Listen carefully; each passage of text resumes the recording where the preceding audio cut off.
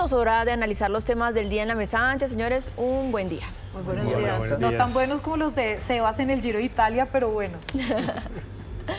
Bueno, hoy vamos con un nuevo capítulo, con este capítulo de corrupción de la Unidad Nacional de Gestión del Riesgo, ahora con nuevos elementos, porque ayer hubo alocución del presidente de la República, Gustavo Petro, en donde está pidiendo investigar los hechos de corrupción en esta entidad, pero no solamente de ahora, sino desde hace 8 años, y metió ahí también el tema de los OCAT Paz. También la declaración del presidente del Senado, Iván Name, que dice que no ha cometido ningún hecho de corrupción. El silencio de Andrés Calles, sin embargo, nuestra periodista política, Carol Galindo, logró cogerlo a la salida de la plenaria y él, en un tono que muchos han dicho es cínico porque aparece sonriendo, dice pues que tampoco tiene nada que ocultar. Y pues a la par de esto, por supuesto, la aparición de Sneider Pinilla y Olmedo López, quienes en una estrategia que uno podría decir está articulada, los dos salen a decir que van a contar toda la verdad y le piden perdón al país. Juana. Este es un episodio de cinismo político impresionante, como tú bien lo decías.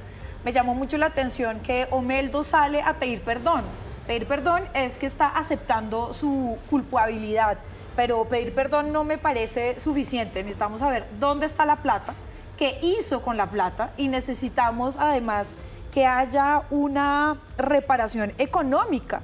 Como así que en los grandes escándalos de corrupción, quienes los cometen terminan terminan en la cárcel, están unos años en la cárcel, pues no sabemos dónde están los dineros, que muy seguramente en los paraísos fiscales pasó con los hermanos Moreno, que no sabemos dónde está la plata, y entonces nunca hay una reparación realmente económica, que es muy importante. Lo otro, a mí me gustó la locución del presidente, me pareció sensata, me pareció tranquila, pero ahora, bueno, ¿cuál es la estrategia para evitar y para combatir la corrupción?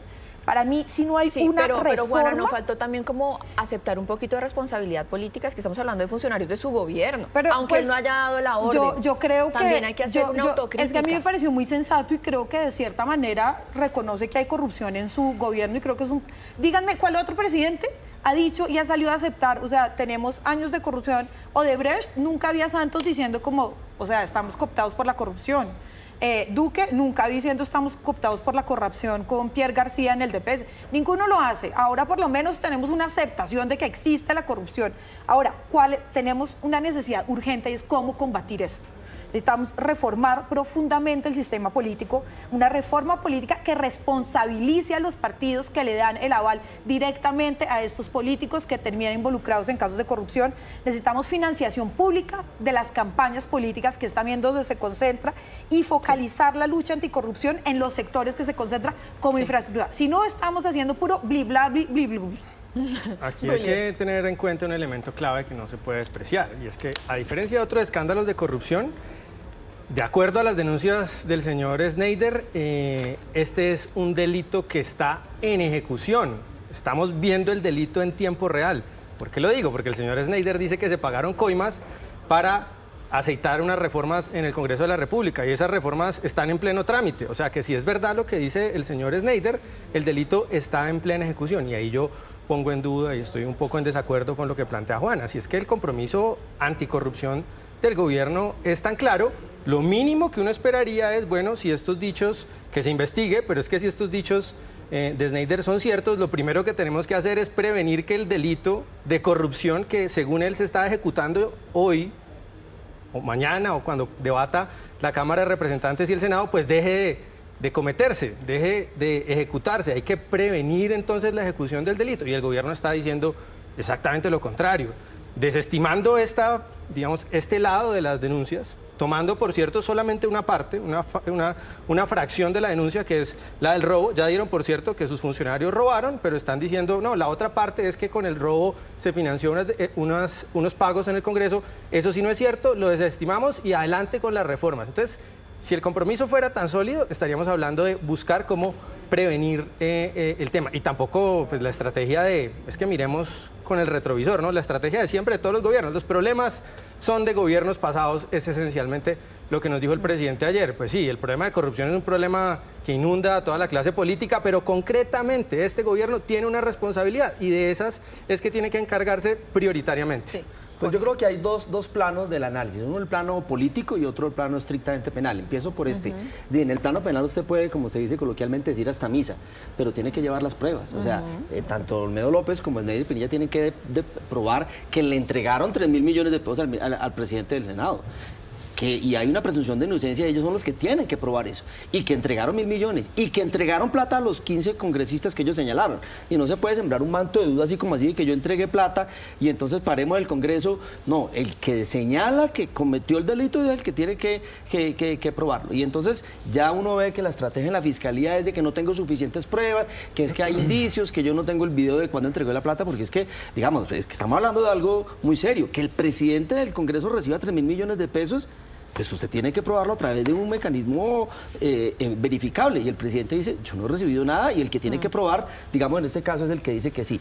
Ahora, en el plano político yo sí esperaba unas reacciones un poco distintas. Yo hubiera esperado una autocrítica de parte del gobierno y el presidente mucho más clara. Yo estoy de acuerdo con Juana, que el presidente habló del tema directamente, pero creo que se necesita un poco más de autocrítica, porque no hay que olvidar, a Olmedo López lo nombran en su propio gobierno. Y es alguien que viene un poco de la entraña del Polo Democrático en Antioquia. Es decir, ahí había que hacer un ejercicio de contrición y también de aceptar que hubo equivocaciones. Hubiera sido importante que se planteara una estrategia de lucha contra la corrupción más allá de la mesa técnica. No, esto es lo que vamos a hacer, vamos a crear unos parámetros muy estrictos para que de aquí en adelante no haya corrupción. Por ejemplo, cambiar la estructura institucional de la Unidad Nacional de Gestión del Riesgo. Es que el tema de la contratación ahí, y por eso es que también es una olla podrida, ¿no? Es compleja porque es una contratación que tiene que ser inmediata, de riesgo. Usted no puede abrir una licitación que dure 3 meses para atender una emergencia que está en este momento dándose. Entonces hay unos riesgos de corrupción muy complejos en esas entidades que están al margen de la contratación de la ley 80. En algún momento, Carlos Carrillo, el nuevo director de la Unidad Nacional de Gestión de Riesgo y Desastres, habló de tal vez acabar con la institución como existe hoy en día.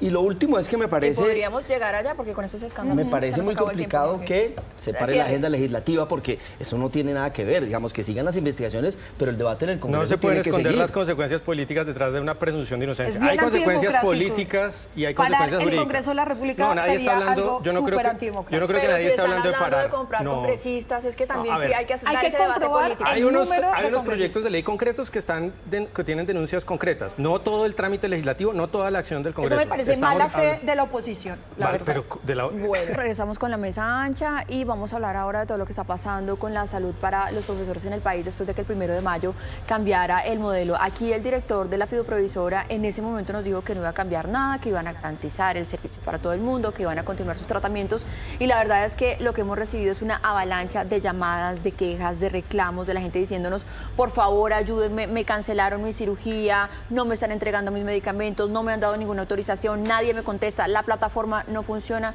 ¿Qué es lo que está pasando acá, Julio? Pues aquí estamos viendo, Maritza, los peligros de una transición hacia un nuevo modelo de salud mal hecha, una transición hecha poco a las patadas, ¿no? Miles de pacientes tienen suspendidos sus tratamientos y, como sabemos, pues hay tratamientos que no se pueden suspender porque si no corre peligro la vida del paciente. Y esto es una alerta, una especie de piloto, lo que estamos viendo frente a lo que sería una transición a un nuevo modelo de salud que hay que tener mucho cuidado, y es uno de los aspectos en la reforma que propone el gobierno que está menos clara. Y por otra parte, esta situación nos permite derrumbar el gran mito sobre el que está construida la reforma a la salud. El gran mito es que todo el problema del sistema de salud es que hay unos actores privados, unas EPS o unos aseguradores privados involucrados en la gestión de los recursos. Acá no tenemos nada de eso, Maritza, es una entidad estatal que está administrando, pagándole a los prestadores de servicio, más o menos como se propone que opere el nuevo sistema, el Estado transfiriendo a los prestadores del servicio directamente, y estamos viendo muchísimos problemas, no solamente muchos problemas, es que el sistema de salud de los maestros, con estos problemas que vemos todavía más, pero históricamente ha sido un sistema de salud mucho más caro que el resto del sistema que atiende a los colombianos, el sistema regular, y además de más caro, peor, porque las quejas, las tutelas y las dudas y los problemas que tienen los pacientes que están ahí, pues son mucho mayores que en el sistema regular. Entonces, varios mitos se caen y una alerta sobre cómo no hacer una transición hacia un nuevo modelo. Pero lo que usted acaba de decir en todo caso sí justifica entonces el hecho de que sí se necesitaba un cambio en el modelo, porque usted dice, es mucho más costoso, había muchas más quejas. Sí, lo que pasa es que hay que tener muy claro que este sistema que estaba antes no es el sistema de las EPS ni el sistema que pretende reformar el gobierno. Es un sistema centralizado en un ente del Estado que paga directamente a los prestadores. Entonces, pues, está reformando otra cosa distinta al sistema regular. Todo indica que el gran cambio del sistema de salud que propone el gobierno con su reforma es de prescindir de la intermediación financiera de las EPS, que además cumplen también una función de aseguramiento, y que el sistema de salud sea prestado directamente pues, por las IPS o por los hospitales, y en este universo de 300.000 personas que son los docentes fundamentalmente 800.000. Sí, 800.000, ok. Digamos, están como los desafíos de cómo sería esa transición. Pero ¿sabe qué me llama la atención? Resulta que el sistema de salud de los docentes antes era malísimo.